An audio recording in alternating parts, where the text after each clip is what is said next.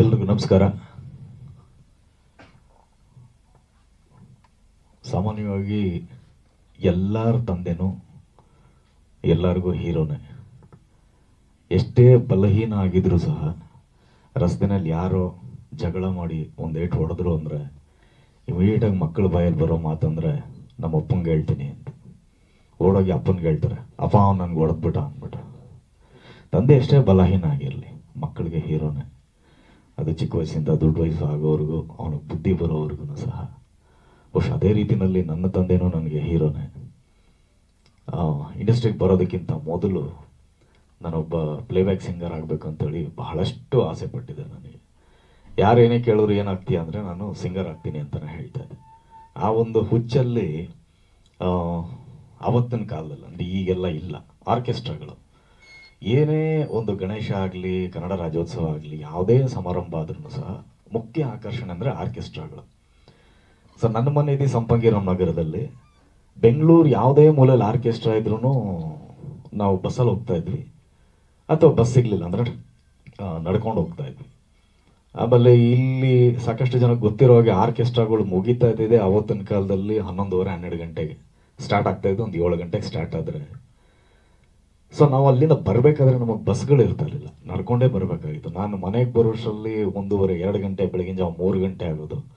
ಅಕ್ಕಪಕ್ಕದವರೆಲ್ಲ ನಮ್ಮ ತಂದೆ ತಾಯಿಗೆ ದಿನ ಬೆಳಗ್ಗೆ ಕಂಪ್ಲೇಂಟ್, ನಿಮ್ಮ ಹುಡುಗ ಯಾರ್ದೋ ಸಹವಾಸ ಮಾಡಿದ್ದಾನೆ, ಕುಡ್ಕೊಂಬರ್ತಾನೆ, ಇಸ್ಪೀಟ್ ಆಡ್ಕೊಂಬರ್ತಾನೆ, ರಾತ್ರಿ ಎಲ್ಲ ಅಲ್ಕೊಂಡಿರ್ತಾನೆ, ಬರೀ ಈ ರೀತಿಯಾದಂಥ ಮಾತುಗಳೇ. ಆದರೆ ನನ್ನ ತಂದೆ ಯಾವತ್ತೂ ಸಹ ನನ್ನ ಮೇಲೆ ಡೌಟ್ ಪಡಲೇ ಇಲ್ಲ. ಅಫ್ಕೋರ್ಸ್ ನಾನು ಕೆಟ್ಟ ಹುಡುಗರು ಸಹವಾಸ ಮಾಡ್ತಾ ಇದ್ದೆ. ಇದರ ಫ್ರೆಂಡ್ಸ್ ಅಂದರೆ ಎಲ್ಲರೂ ಒಳ್ಳೆಯವರು ಇರಲ್ಲ, ಯಾರೋ ಸಿಗರೇಟ್ ಸೇದೋರು ಇರ್ತಾರೆ, ಎಣ್ಣೆ ಹೊಡೆಯೋರು ಇರ್ತಾರೆ, ಎಲ್ಲರ ಸಹವಾಸನೂ ನಾನು ಮಾಡ್ತಾ ಇದ್ದೆ. ಆದರೆ ನನ್ನ ತಂದೆ ಮಾತ್ರ ಯಾವತ್ತೂ ನನ್ನ ಮೇಲೆ ಡೌಟ್ ಪಡಲೇ ಇಲ್ಲ. ಯಾರು ನನ್ನ ಮೇಲೆ ಕಂಪ್ಲೇಂಟ್ ಹೇಳ್ತಾರೆ ಅವ್ರಿಗೆ ನನ್ನ ತಂದೆ ಹೇಳ್ತಾ ಇದ್ದಿದ್ದು ಅಂದರೆ, ನನ್ನ ಮಗ ಏನು ಅಂತ ನನಗೆ ಗೊತ್ತು ಅಂತ. ಅದು ಒಂದೇ ಒಂದು ಮಾತು, ನನ್ನ ಮಗ ಏನು ಅಂತ ನನಗೆ ಗೊತ್ತು ಅನ್ನೋದಿದೆಯಲ್ಲ, ನನ್ನನ್ನು ಕೆಟ್ಟ ದಾರಿಗೆ ಹೋಗೋದಕ್ಕೆ ಬಿಡಲೇ ಇಲ್ಲ ರೀ.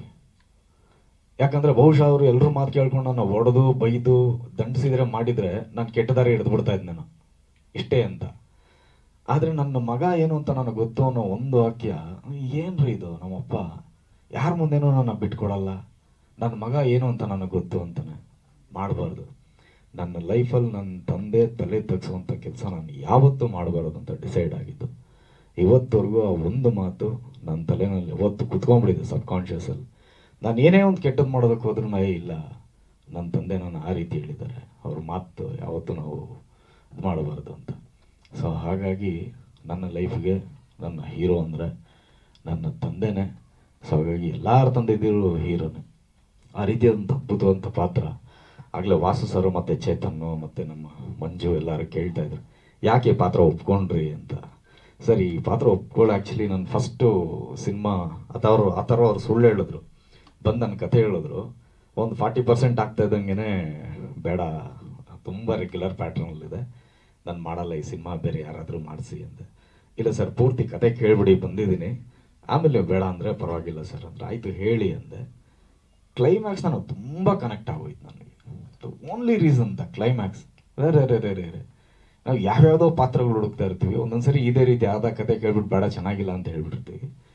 ಕತೆ ಪೂರ್ತಿ ಕೇಳಿದಾಗ ಏನೋ ಒಂದು ಸಿಗುತ್ತಲ್ಲ.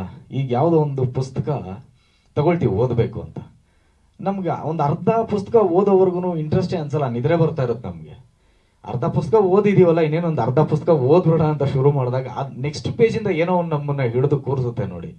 ಆ ಬುಕ್ನ ಒಂದು 3-4 ಸರಿ ಓದೋ ಥರ ಮಾಡಿಬಿಡುತ್ತೆ. ಈ ಸಿನಿಮಾನು ಅದೇ ಥರ, ಪುಸ್ತಕದ ಥರ ಸಿನಿಮಾ.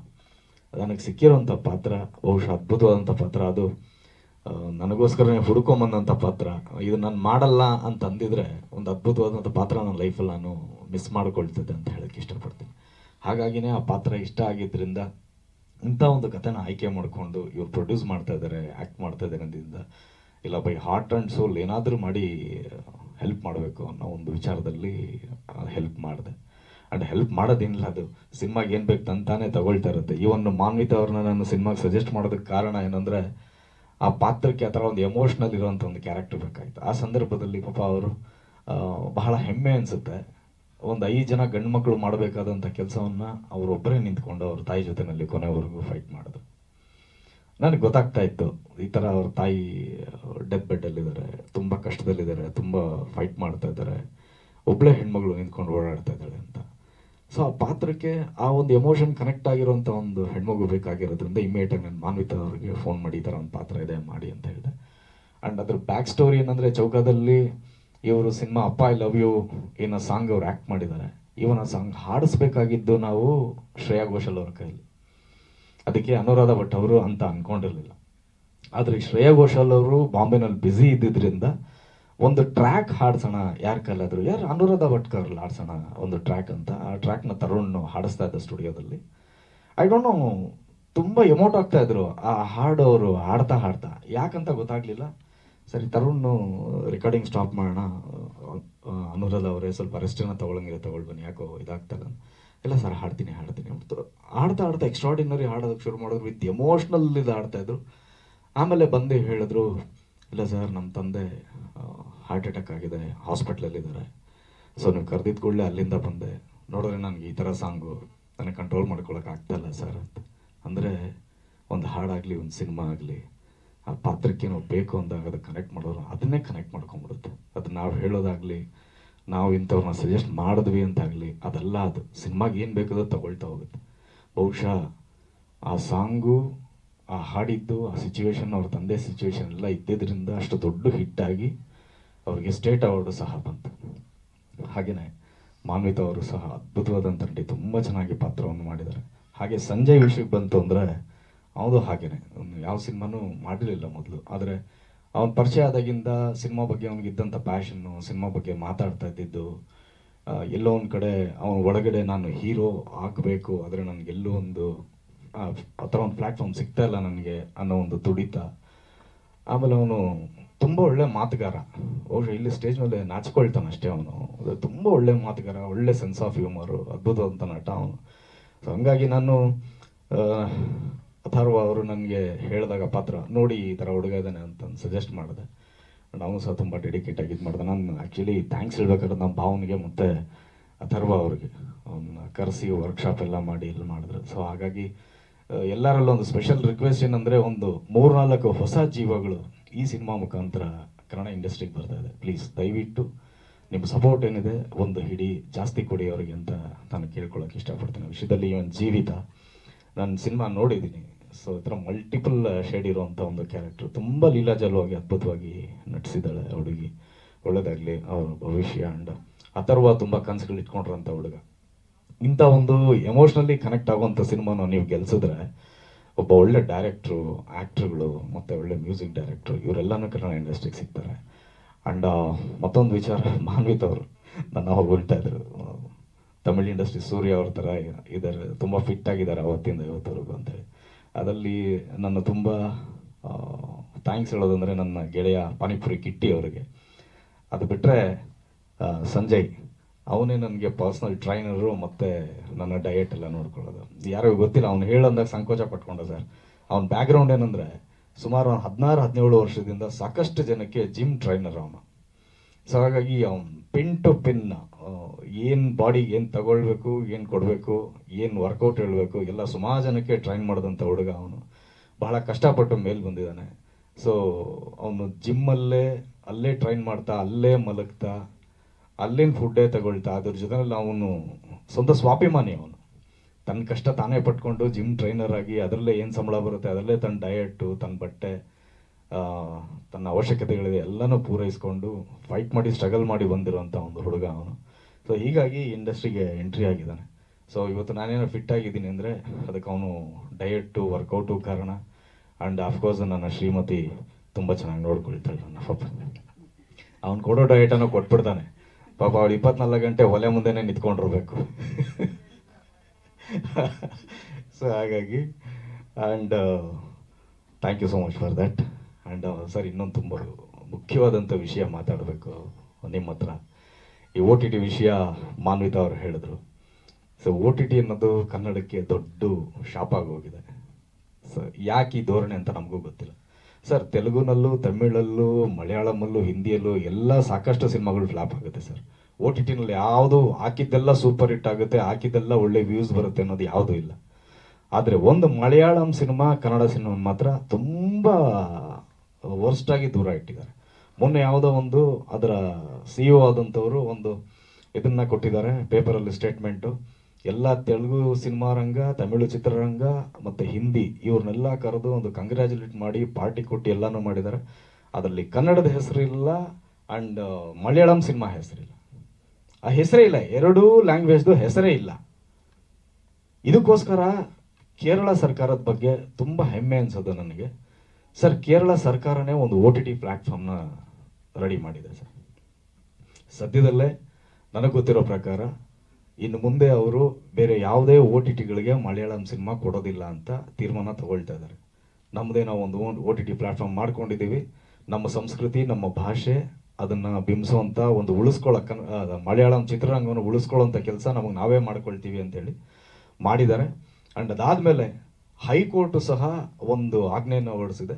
ಸಿನಿಮಾ ರಿಲೀಸ್ ಆಗಿ 1 ವಾರದವರೆಗೂ ಯಾವುದೇ ಮಾಧ್ಯಮಗಳಾಗಲಿ ಯಾರೇ ಆಗಲಿ ವಿಮರ್ಶೆಯನ್ನು ಮಾಡಬಾರ್ದು ಅಂಥೇಳಿ.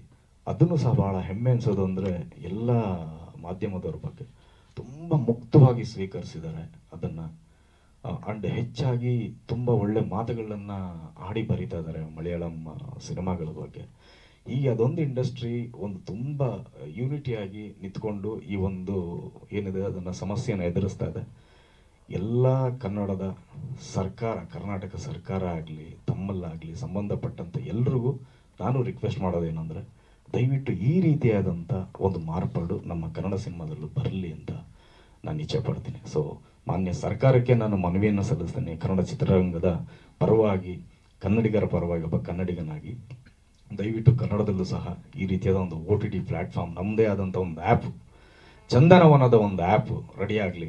ನಾವು ಹೋಗಿ ಯಾರ ಮುಂದೆನೂ ಭಿಕ್ಷೆ ಬಿಡೋದು ಬೇಡ ಸರ್. ಯಾಕಂದರೆ ಇಲ್ಲಿರ್ತಕ್ಕಂಥ ಪತ್ರಕರ್ತರು ಸಾಕಷ್ಟು ಜನ, ವಾಸು ಸರ್ ಇರ್ಬೋದು, ಮತ್ತು ನಮ್ಮ ಮಂಜು ಇರ್ಬೋದು, ಚೇತನ್ ಅವರು ಇರ್ಬೋದು, ನಾಗೇಶ್ ಅಣ್ಣ ಇರ್ಬೋದು, ಇವರೆಲ್ಲನೂ ನಾವು 20 ವರ್ಷದಿಂದ ನಮ್ಮನ್ನು ಉಳಿಸ್ಕೊಂಡು ಬೆಳೆಸ್ಕೊಂಡು ಬಂದಿದ್ದಾರೆ. ನಾವು ಸಿನಿಮಾಗಳು ಚೆನ್ನಾಗಿ ಮಾಡದೇ ಇದ್ದಾಗ ನಮಗೆ ಬೈದಿದ್ದಾರೆ, ಬುದ್ಧಿ ಹೇಳಿದ್ದಾರೆ, ಚೆನ್ನಾಗಿ ಮಾಡಿದಾಗ ಬೆಂತಟ್ಟಿದ್ದಾರೆ ಸರ್. ಅವ್ರ ಬರವಣಿಗೆಗಳೆಲ್ಲ ಏನಿತ್ತು ಅವೆಲ್ಲ ಇವತ್ತು ನಾವು ನೆನೆಸ್ಕೊಳ್ಬೇಕು. ಅವ್ರ ಸಿನಿಮಾ ರಂಗ ಹೆಂಗೆ ಬೆಳೆದು ಬಂದಿತ್ತು ನಮಗೆ ಗೊತ್ತು ಸರ್. 25 ಸಿಲ್ವರ್ ಜೂಬ್ಲಿ 25 ವಾರ ಆಯಿತು ಅಂದರೆ ಎಲ್ಲರೂ ಹಬ್ಬದ ಥರ ಸಂಭ್ರಮ ಮಾಡ್ತಾ ಇದ್ವಿ ನಾವು.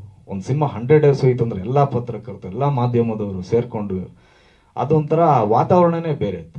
ಇವತ್ತು ಯಾರೂ ಇಲ್ಲ. ಇವತ್ತು ಯಾರನ್ನ ಕೇಳೋದು, ಯಾರನ್ನ ಬಿಡೋದು, ಎಲ್ಲಿನ ಸಂಭ್ರಮ ವಾತಾವರಣ ಸರ್. ನಾವೆಲ್ಲರೂ ಸೇರಿ ಒಟ್ಟಿಗೆ ಕೂತ್ಕೊಂಡು ಊಟ ಮಾಡಿ ಎಷ್ಟು ದಿನ ಆಯಿತು ಸರ್. ಒಂದು ಸಿನಿಮಾ 100 ಡೇಸ್ ಅನ್ನೋ ಕಾನ್ಸೆಪ್ಟೇ ಹೊಟ್ಟೋಯ್ತಲ್ಲ ಸರ್.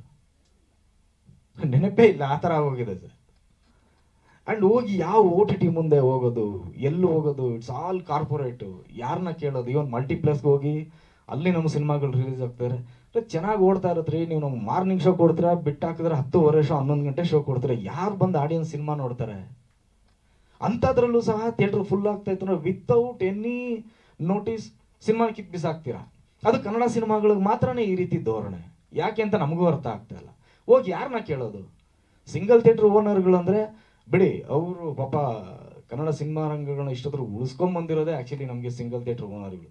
ಯಾವತ್ತೋದ್ರೂ ಅಣ್ಣ ಹಿಂಗೇನೋ ಬಾಡಿಗೆ ಕಟ್ಟೋದಕ್ಕೆ ಆಗ್ತಾನೆ ಅಣ್ಣ, ಒಂಚೂರು ತೊಂದರೆ ಇದೆ, ಸಿನಿಮಾ ಚೆನ್ನಾಗಿದೆ, ಬರೋವರ ಕಲೆಕ್ಷನ್ ಇದಾಗುತ್ತೆ, ಬೇಡ ಬಿಡಿ ಪರವಾಗಿಲ್ಲ ಶೇರ್ ಕೊಡಿ ಅನ್ನೋರು. ಆ ಶೇರಲ್ಲೂ ಕಮ್ಮಿ ಮಾಡ್ಕೊಳ್ಳೋರು. ಅಣ್ಣ ಹಿಂಗೇನೋ ಸಿನಿಮಾ ಅಣ್ಣ 100 ಡೇಸ್ಗೆ ಇನ್ನೊಂದು 2 ವಾರ ಇದೆ ಅಣ್ಣ, ಹೋಗ್ಬಿಟ್ರೆ ಒಂದು ಕ್ರೆಡಿಟ್ ಅಣ್ಣ ಎಂಟೈರ್ ಟೀಮ್ಗೆ ಅಂದರೆ ಬಿಡ್ರಿ ಓಡಿಸ್ರಿ ಪರವಾಗಿಲ್ಲ ಅನ್ನೋರು. ಎಲ್ಲೋಯ್ತು ಈ ಥರ ಮಾನವೀಯತೆ ಮನಸ್ಸುಗಳು? ಬರೀ ವ್ಯಾಪಾರ ಚೆನ್ನಾಗಾದ್ರೂ ಕನ್ನಡ ಸಿನಿಮಾಗಳನ್ನ ಯಾಕೆ ಓಡಿಸಲ್ಲ? ಅರ್ಥನೇ ಆಗದೇ ಇರೋಂಥ ಪ್ರಶ್ನೆ ಇದು. ಹೋಗ್ಲಿ, ಸಿನಿಮಾ ಚೆನ್ನಾಗಿಲ್ವಾ, ಕೆಟ್ಟ ಸಿನಿಮಾಗಳ, ಅದೇನೂ ಮಾಡೋದಕ್ಕಾಗಲ್ಲ, ಬಿಟ್ಬಿಡೋಣ. ಚೆನ್ನಾಗಿರೋ ಸಿನಿಮಾಗಳು, ಎಷ್ಟು ಸಿನಿಮಾಗಳು, ಒಳ್ಳೊಳ್ಳೆ ಸಿನಿಮಾಗಳು ಬರ್ತಾ ಇದ್ದಾವೆ, ಹೊಸ ಪ್ರೊಡ್ಯೂಸರ್ಗಳು ಬರ್ತಾ ಇದ್ದಾರೆ. ಆಮೇಲೆ ಇವತ್ತು ಹೊಸ ಪ್ರೊಡ್ಯೂಸರ್ಗಳು ನಿಜವಾಗ್ಲೂ ಕಾಲು ಮುಟ್ಟಿ ನಾವು ನಮಸ್ಕಾರ ಮಾಡಬೇಕು ಸರ್. ನೋಡಿ, ಇಂಥ ಹೊಸ ಪ್ರತಿಭೆಗಳಿಗೆ ಯಾವ ದೊಡ್ಡ ಬ್ಯಾನರು, ಯಾವ ದೊಡ್ಡ ಪ್ರೊಡ್ಯೂಸರ್ಗಳು ಅವಕಾಶ ಕೊಡ್ತಾ ಇಲ್ಲ.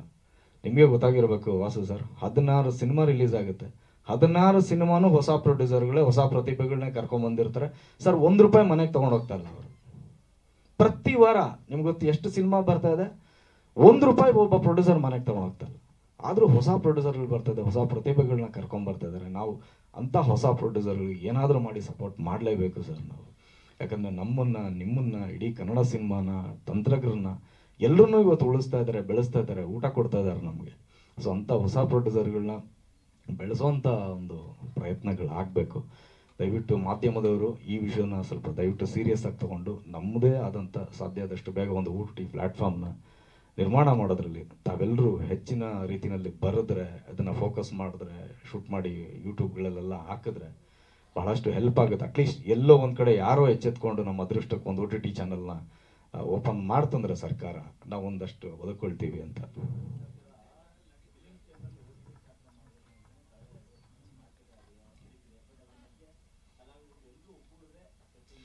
ಸರ್ ಒಂದು ವಿಷಯ ಏನು ಗೊತ್ತಾ ಸರ್, ಇದು ಚೇಂಬರ್ ಒಂದೇ ತೀರ್ಮಾನ ತಗೊಂಡ್ರೆ ಆಗೋ ಕೆಲಸ ಅಲ್ಲ ಸರ್.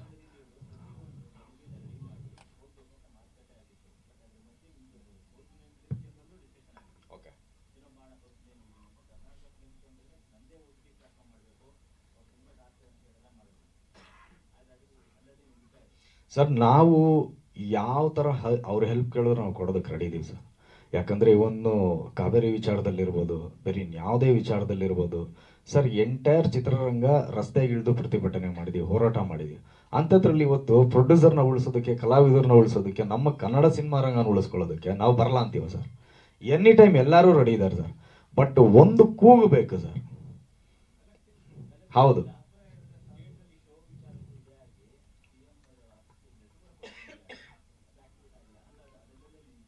ಅದನ್ನೇ ಸರ್ ನಾನು ಹೇಳಿದ. ಈಗ ಅಧಿಕಾರ ಇರೋದೀಗ ಸರ್ಕಾರಕ್ಕೆ. ಸರ್ಕಾರ ಒಂದು ಹೆಜ್ಜೆ ಮುಂದೆ ಇಡಬೇಕು ಸರ್.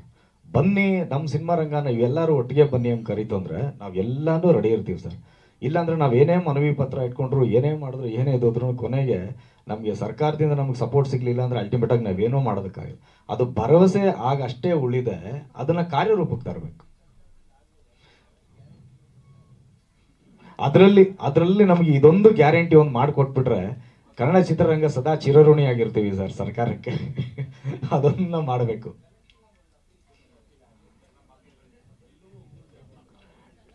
ಖಂಡಿತ ಸರ್, ಖಂಡಿತ ಸರ್. ಅದಕ್ಕೆ ನಾನು ಹೇಳ್ತಾ ಇರೋದು, ಮಾಧ್ಯಮದಲ್ಲೂ ನಾವು ರಿಕ್ವೆಸ್ಟ್ ಮಾಡ್ಕೊಳ್ತಾ ಇರೋದು ಯಾಕೆ ಅಂದ್ರೆ, ಈಗ ನಾವು ಮಾತಾಡಿದ್ರೆ ಬರೀ ಒಂದು ಕೂಗಾಗುತ್ತೆ. ಸೊ ನೀವು ಅದನ್ನ ತಲುಪಿಸೋ ರೀತಿನೇ ಬೇರೆ. ಪ್ರತಿಯೊಂದು ಮನೆಗೆ, ಪ್ರತಿಯೊಂದು ಮನಸ್ಸಿಗೂ ಸಹ ಬಹಳ ಕನೆಕ್ಟಿವ್ ಆಗಿ ತಲುಪಿಸ್ತೀರಿ ನೀವು, ಬ್ರಿಡ್ಜ್ ಥರ. ಸೊ ಹಾಗಾಗಿ ನಿಮ್ಮಲ್ಲಿ ನಾನು ರಿಕ್ವೆಸ್ಟ್ ಮಾಡ್ತಾ ಇರೋದು, ಇದೊಂದು ವಿಷಯನ ತುಂಬ ಸೀರಿಯಸ್ ಆಗಿ ತಗೊಂಡು ಒಂದು ಹೋರಾಟ ಮಾಡೋಣ ನಾವೆಲ್ಲರೂ ಸಹ. ಆ್ಯಂಡ್ ಸಿನಿಮಾ ಬಗ್ಗೆ 12ನೇ ತಾರೀಕು ಸಿನಿಮಾ ರಿಲೀಸ್ ಆಗ್ತಾ ಇದೆ. ದಯವಿಟ್ಟು ಎಲ್ಲರೂ ಥಿಯೇಟ್ರಿಗೆ ಬನ್ನಿ, ಸಿನಿಮಾ ನೋಡಿ. ಇಂಥ ಒಂದು ಕಂಟೆಂಟ್ ಇರೋ ಸಿನಿಮಾಗಳಿಗೆ ಬೆಂಬಲವನ್ನು ಕೊಡಿ ಅಂತ ಈ ಮುಖಾಂತರವಾಗಿ ಹೇಳೋದಕ್ಕೆ ಇಷ್ಟಪಡ್ತೀನಿ. ಬೇರೆ ಎಲ್ರಿಗೂ ಅವ್ರ ವಿಚಾರ ಅವರ ಮಾತಾಡಿದ್ದಾರೆ. And Arvind sir, I am so sorry, ತುಂಬ ಎಮೋಷ್ನಲ್ ಆದ್ರಿ. ನನ್ನ ಅದ್ಭುತವಾದಂಥ ಗೆಳೆಯ. ಇವತ್ತು ನನ್ನ ಹತ್ರ ಏನು ಫೋನ್ ನಂಬರ್ ಇದೆ, ಆ ಫೋನ್ ನಂಬರ್, ಆ ಸಿಮ್ ಕಾರ್ಡ್ ಕೊಡಿಸಿದ್ದವರೇ. ಬಹಳಷ್ಟು ವರ್ಷಗಳ ಹಿಂದೆ ಅಲ್ಲಿಂದ ಸ್ಟಾರ್ಟ್ ಆಗಿದ್ದು ನಮ್ಮ ಫ್ರೆಂಡ್ಶಿಪ್ಪು. ಜೊತೆಗಾರದಲ್ಲಿ ಅವ್ರು ಹೇಳಿದಾಗೆ ನಮ್ಮ ಜೊತೆನಲ್ಲಿ ಆ್ಯಕ್ಟ್ ಮಾಡಿದ್ರು. ಹೌದು ನೋಡಿ, ಏಯಿಂದನೇ ಸ್ಟಾರ್ಟ್ ಆಗಿದೆ ಅರವಿಂದ್ ಅಂತ. ಆ್ಯಂಡ್ ವಿಜಯ್ ಚೆಂಡೂರವರು, ಕಿನ್ನಲ್ ರಾಜು ಅವರು, ಎಂಟೈರ್ ಟೀಮು. ಹೌದು ಸರ್. ಸೊ ಹಾಗಾಗಿ ಎಲ್ಲರೂ ಸಹ ನಿಮ್ಮ ತಂದೆದಿರ ಜೊತೆನಲ್ಲಿ, ತಾಯಿ ಜೊತೆನಲ್ಲಿ ಬಂದೆ ಸಿನಿಮಾ ನೋಡಿ. ಯಾಕಂದರೆ ಸಂಸ್ಕಾರ ಅನ್ನೋದು ನಮ್ಮಿಂದ ಶುರುವಾಗೋದು. ಇವತ್ತು ಒಂದು 100 ಕಿಲೋಮೀಟರ್ ದೂರ ಎಲ್ಲಾದರೂ ನಾನು ಜರ್ನಿ ಮಾಡಬೇಕಂದ್ರೆ ನನ್ನ ತಂದೆ ತಾಯಿ ಕಾಲು ಮುಟ್ಟಿ ನಾನು ಆಶೀರ್ವಾದ ತೊಗೊಂಡು ಹೋಗ್ತೀವಿ. ಸೊ ನಮ್ಮ ಮಕ್ಕಳು ನೋಡಿ ಅಬ್ಸರ್ವ್ ಮಾಡ್ತಾ ಇರ್ತಾರೆ. ನಾವು ಅಂದ್ಕೊಂಡಿರ್ತೀವಿ ಮಕ್ಕಳು ನಮ್ಮನ್ನೇನು ಅಬ್ಸರ್ವ್ ಮಾಡಲ್ಲ ಅಂತ.